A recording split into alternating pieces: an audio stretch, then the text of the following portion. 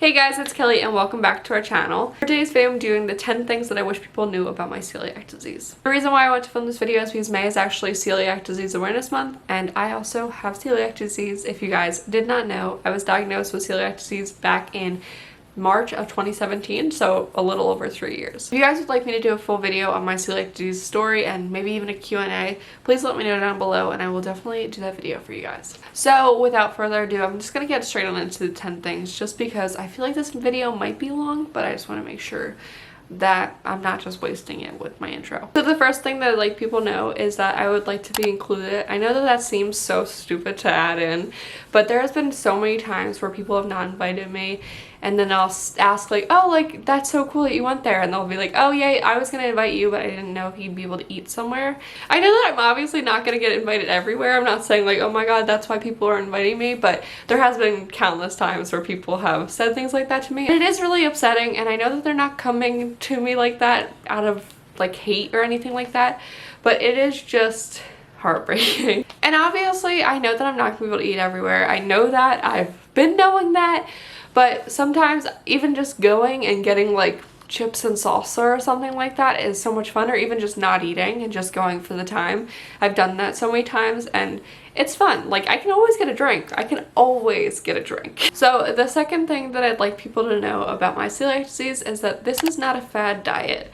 I am not gluten-free because I think that it's fun or that I think that it will make me lose weight. Honestly, I think it can do the opposite. I lost a lot of weight when I first went gluten-free, but since then I've gained a little bit back. And I'm not saying that it's like, oh, it's all because I'm eating gluten-free food, but there are a lot of bad things in gluten-free foods, just like there are in normal foods. Just because it's a gluten-free version does not mean it's healthier. Just want to put that out there. But yeah, this is not a fad diet to me. I have to eat gluten-free. My body does not digest gluten. I get very, very ill. The thing that I'd like people to know about my celiac disease is that this is a lot harder than it looks. And I'm not trying to get sympathy with that, but I know that a lot of people come to me and they're like, well, you just have to be gluten-free. Like, this is gluten-free, you can eat it. But it is harder than that. Like, I have to check every label, and labels are also reoccurrently changing. Like, the same item can change 10 times in a year with all the nutrition facts.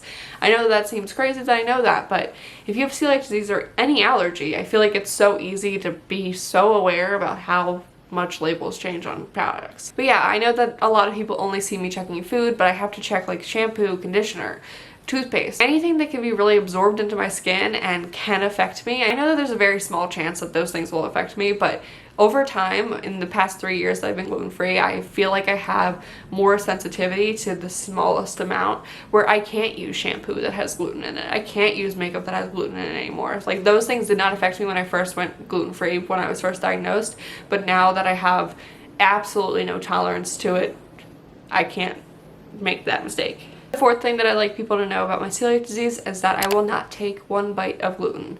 This is not something that I'm cheating on a diet. This is not a diet. This is a lifestyle change. This is a complete lifestyle change. I will not and have not ever taken a bite of gluten without me, like, with me knowing. Like, I have been gluten before, and that's not fun. I didn't choose to eat something that had gluten in it. I ate it thinking that it's gluten-free, but it wasn't. The fifth thing that I want people to know about my celiac disease is that cross-contamination is real. Gluten can be in the smallest piece, like a glitter-sized piece of gluten, and it can make me very, very ill. It can even just not be on the surface, like in a pan that has been cleaned. Like, there could be a glitter-sized piece of gluten, and if I make my food into that, I could get sick. And I have been sick. Like, my kitchen utensils and everything, like my pots and pans, those are completely gluten-free. Brendan does not make anything that contains gluten inside of our oven or on our stovetop. He has made, like, he's heated up buns on our grill, but that's like such a small amount. Like, that gets so hot that it's not gonna make me sick. But you know, like, just cross-contamination is real. I can get very, very ill. I cannot just pick off croutons off of salad. I just want to let that be known. I cannot pick off croutons off my salad. I will get sick. The sixth thing that I'd like people to know about my celiac disease is that I'm not trying to be difficult. This is not something that I'm just like trying to be funny about, like, oh, how can I make your life a living hell? Like, no, that's not how I'd like it to be. I would much, much, much rather have this not affect anybody else.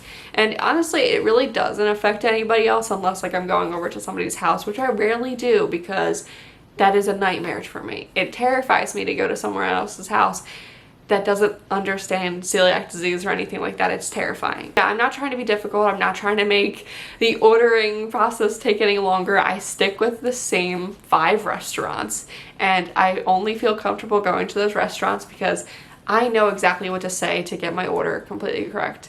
And I know that that's ridiculous, and it's terrifying for me to try anything new, but I know that it's hard to want to go to the same 5 restaurants. Trust me, I know. I have to go to those same restaurants. And yeah, it's very hard for me not to be difficult. Like, obviously, this is something that can make me very, very ill. It's not something that's just, oh, I have a little tummy ache, like let me go take a Tums or something. Like, I get those belly aches from dairy all the time. I'm still gonna eat ice cream. That's not off the table. That's never going to be taken off the table.